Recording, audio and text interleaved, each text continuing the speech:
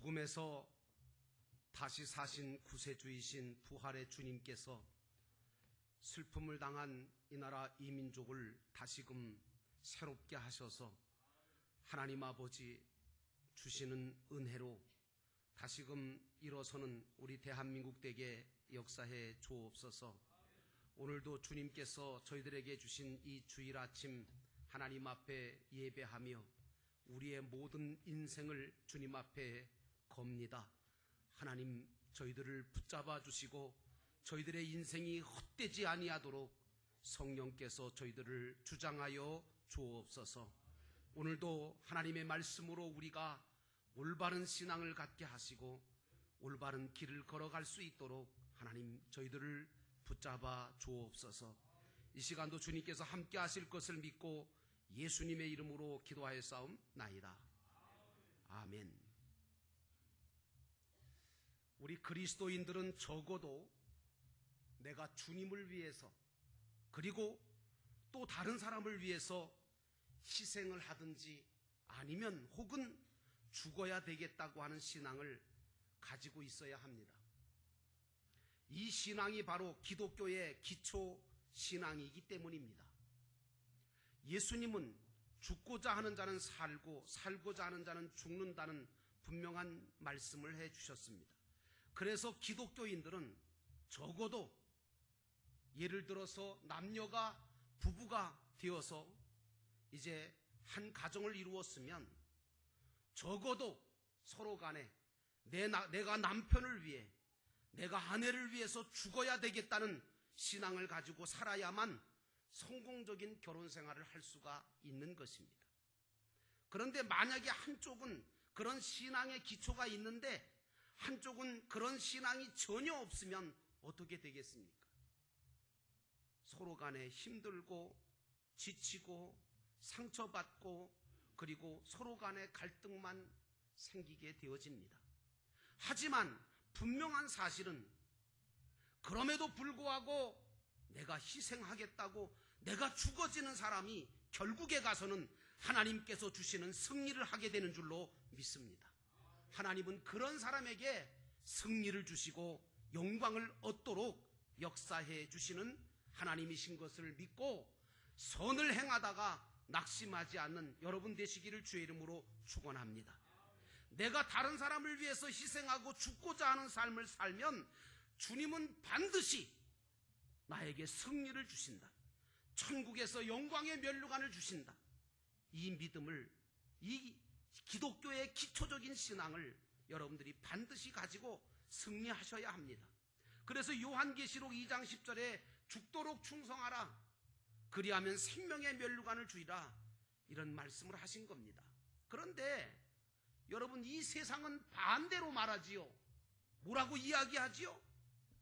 너부터 살아야지. 너부터 살아야 된다고 얘기해요. 절대로 남을 위해서 희생하지 말아라. 미쳤냐? 지금 네가 살기 위해서는 남은 죽어도 괜찮다. 이렇게 말을 하고 있습니다. 이게 바로 무슨 소리입니까? 뱀의 소리고 이것이 사단의 소리인 줄로 믿습니다. 세월호의 선장 그리고 선원 15명 모두가 다 뱀의 소리에 넘어가고 말았습니다. 기독교의 기초신앙이 없었어요.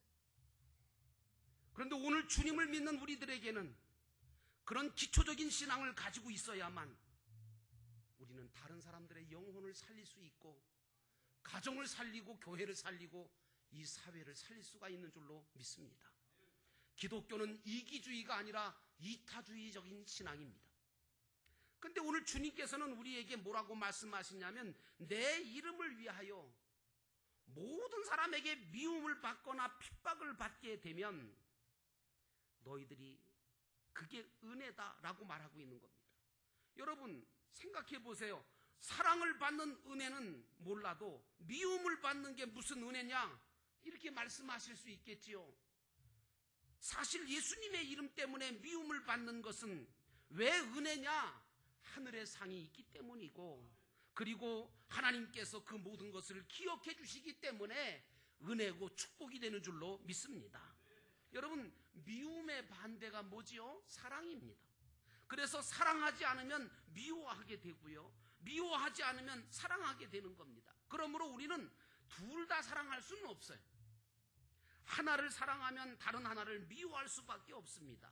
그러므로 저와 여러분들은 어떤 신앙을 가져야 되냐면, 나 자신을 미워하고 다른 사람을 사랑할 줄 아는 신앙을 가져야 돼요.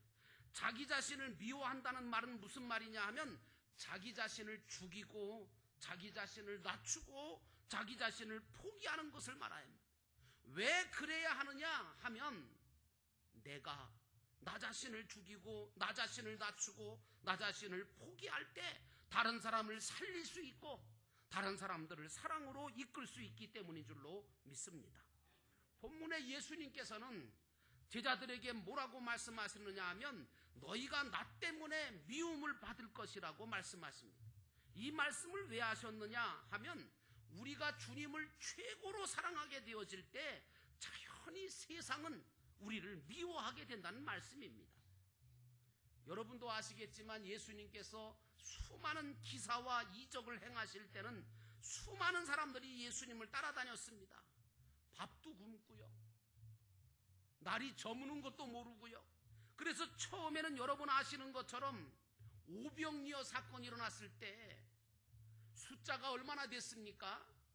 여자와 어린아이를 전부 다 뺀 남자 장정의 수만 5,000명이 넘었다고 그랬어요.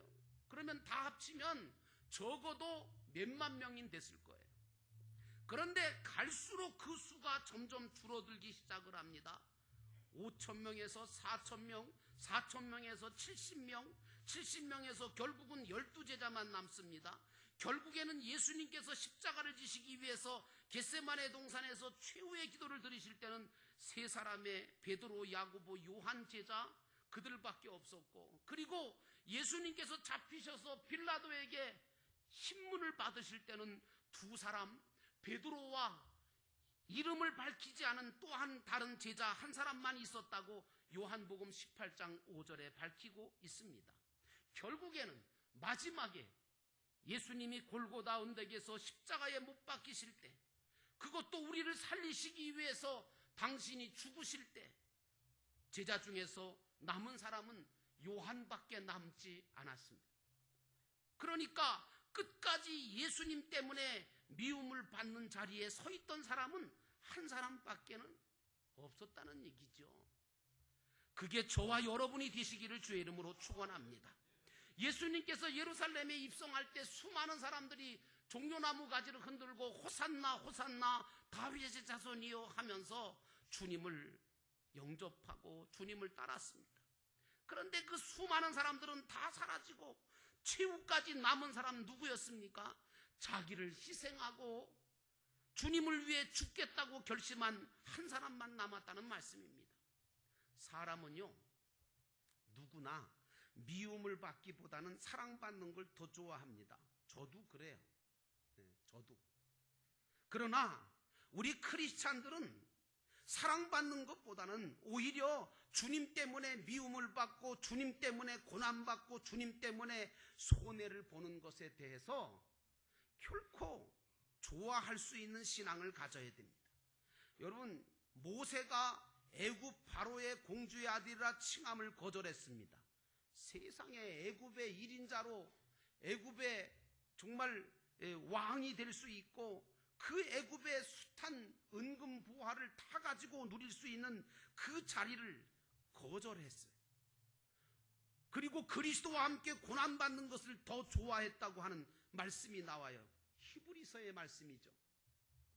우리는 자기가 잘못하고 자기가 실수하고 자기가 잘못을 저질러서 미움을 받는 것은 아니라 순수하게 예수님 때문에, 예수님을 따라가기 위해서, 예수님을 최고로 사랑한다는 것 때문에, 주님의 말씀대로 살려고 하는 것 때문에 미움을 받는 자리, 고난을 받는 자리에 설 수 있는 신앙이 되어야 될 줄로 믿습니다. 대부분 오래오래 함께 사신 한 50년 가까이 사신 부부들에게 말씀을 여쭈어보면 결혼 초기 젊었을 때는 자기 주장만 고집을 하고 죽기 살기로 싸웠대요. 자기만 사랑해달라고 그러고 자기만 사랑하는 이기적인 삶을 살았는데 오래 살다 보니까 그게 다 부질없는 거고 이제는 자기를 부인하게 되고 포기하게 되고 이제는 상대방을 위해 살게 되고 자기 자신을 죽이게 돼서 이제는 상대방을 아끼고 사랑하며 서로 위하는 삶을 살게 되었다고 말하면서 이제는 살아있는 자체가 고맙다고 얘기를 합니다. 여러분, 지금 현재 여러분 곁에 살아있는 자체를 감사하시기를 주의 이름으로 축원합니다. 근데 한 가지 분명한 사실은 주님 때문에 미움을 받거나 상대방을 위해서 희생하고 죽는 것도 뭐 계속되는 게 아니라 언젠가는 끝이 온다는 사실을 말하고 있어요. 그러므로 우리 믿는 사람들은 주님 때문에 또는 다른 사람 때문에 내가 미움을 받거나 희생을 하거나 죽을 수 있는 기회가 왔을 때 세월호 선장처럼 놓치거나 피하거나 그리고 도망치지 말고 그걸 감당해내므로 하늘의 면류관과 상급을 만들고 최후의 승리를 맞이하고 칭찬거리가 되시는 여러분 되시기를 주의 이름으로 축원합니다. 어차피 우리 인생은 마치 서산에 넘어가는 해처럼 순식간에 넘어갑니다. 그렇기 때문에 여러분 인생이 그리 길지 않기 때문에 사랑할 수 있을 때 사랑하시기를 주의 이름으로 축원하고 용서할 수 있을 때 용서하시고 희생할 수 있을 때 희생하시고 죽어줄 수 있을 때 기회 놓치지 말고 죽어서 영원한 상급을 이루는 여러분과 제가 되기를 주의 이름으로 축원합니다. 예나 지금이나 주님을 따르는 무리들은 많습니다. 그러나 대부분 어떤 사람들이 많습니까?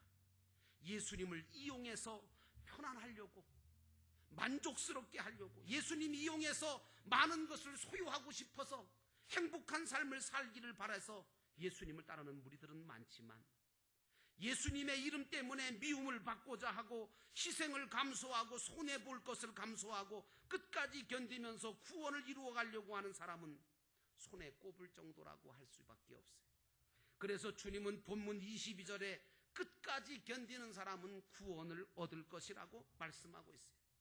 여기서 말씀드리는 구원은 하늘나라에 들어가는 기본 구원이 아니라 하늘나라에 들어가서 받을 상급 구원을 말씀드리는 거고 주님이 주시는 승리를 뜻하는 것입니다. 그러므로 우리 그리스도인들은 무엇보다도 상급 구원에 대해서 해박한 진리 지식을 그리고 지혜를 가지고 신앙생활을 할 줄 알아야 돼요. 이게 무슨 말이냐 하면 사실 여러분 예수를 믿어서 천국을 가느냐 지옥에 가느냐 하는 이 기본 구원의 문제는 하나님께서 정하신 것이고 하나님께서 일방적으로 우리에게 베푸신 은혜입니다. 그렇기 때문에 그건 그냥 믿고 감사하면 되는 거고요. 이제 저와 여러분이 진짜로 염두에 두고 정말 신경을 써야 되고 애를 써야 될 부분이 무엇이냐 하면 각자가 감당하고 이루어가야 될 상급 구원에 여러분의 모든 인생을 거시기를 주의 이름으로 축원합니다.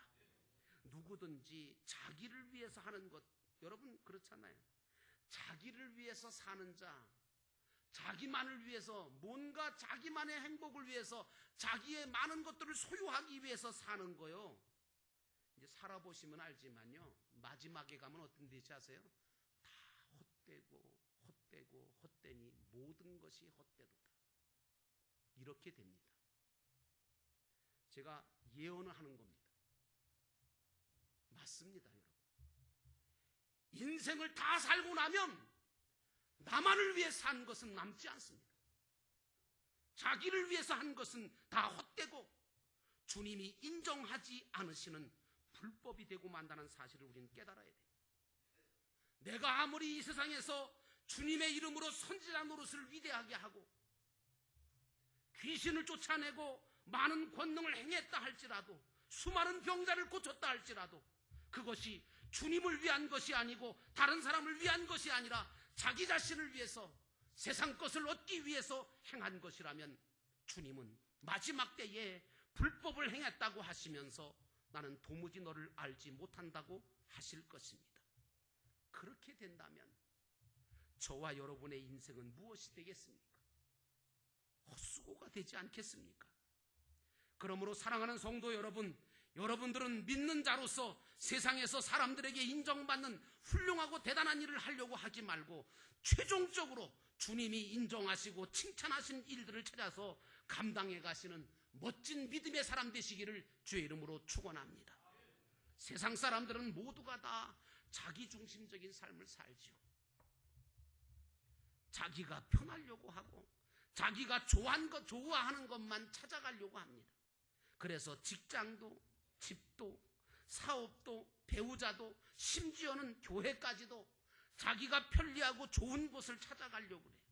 그러나 진정한 그리스도인이라면 편한 곳보다는 의미 있고 가치 있고 값진 곳을 찾아가야 된다고 저는 믿습니다.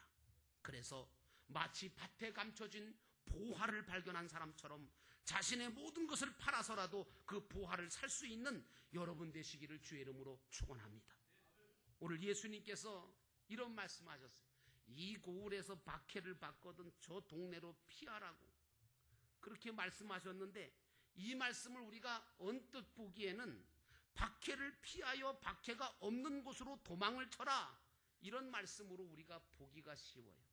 근데 사실은 이 말씀의 진정한 의미는, 불문법적인 의미는 무엇이냐 하면, 사실 지금 있는 곳에서 박해가 이제 있다가 그게 끝나면, 그래서 더 이상 박해받을 일이 없고 내 이름으로 모욕을 당할 일도 없고, 그러면 상급구원을 이룰 일이 없으면 또 다른 박해가 있어서 상급구원을 이룰 수 있는 곳으로 가라, 이렇게 말씀하시는 겁니다.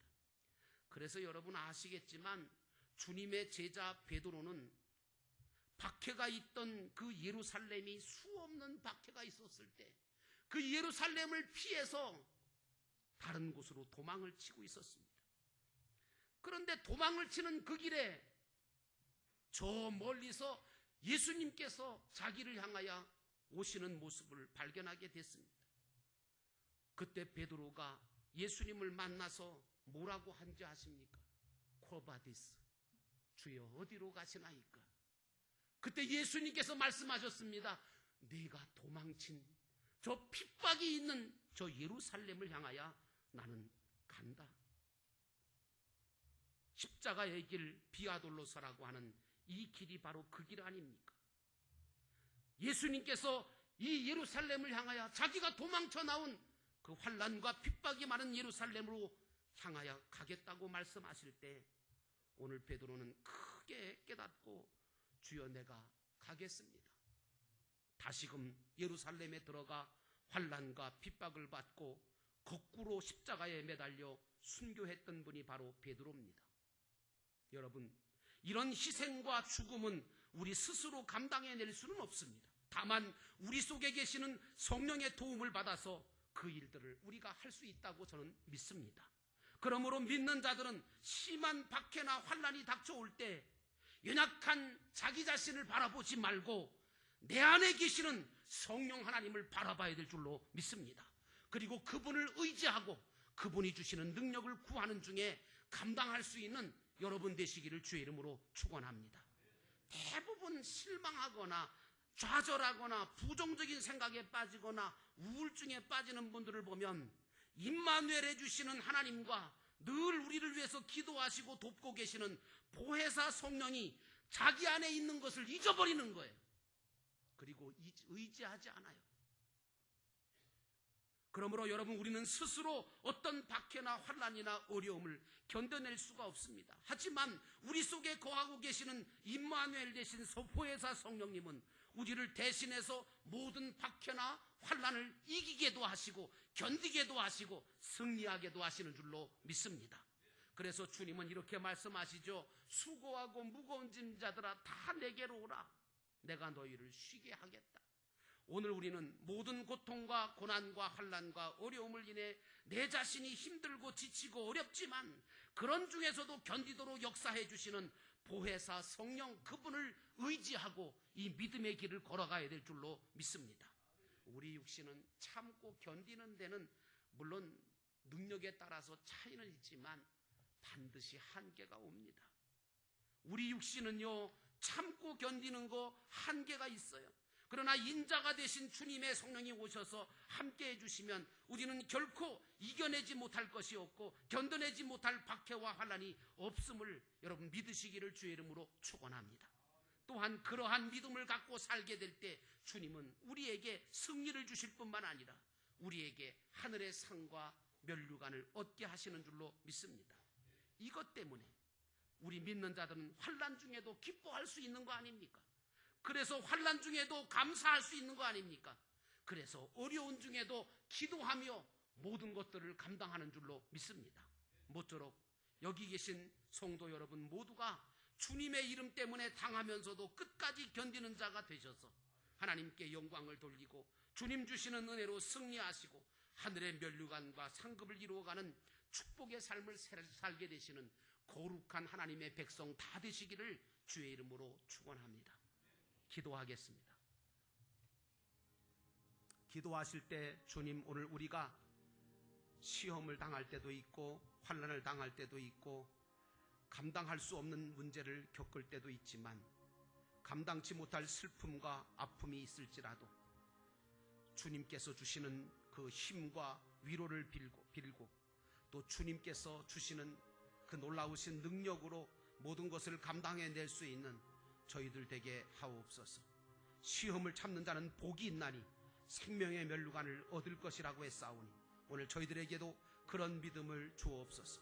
오늘 이 시간 함께 기도하면서 특별히 세월호 때문에 수많은 사람들이 낙심하고 절망하고 있는데 하나님 저들에게도 하나님께서 그 모든 것을 참아낼 수 있고 견디어낼 수 있도록 하나님께서 도와주시기를 원합니다. 우리 함께 기도하겠습니다.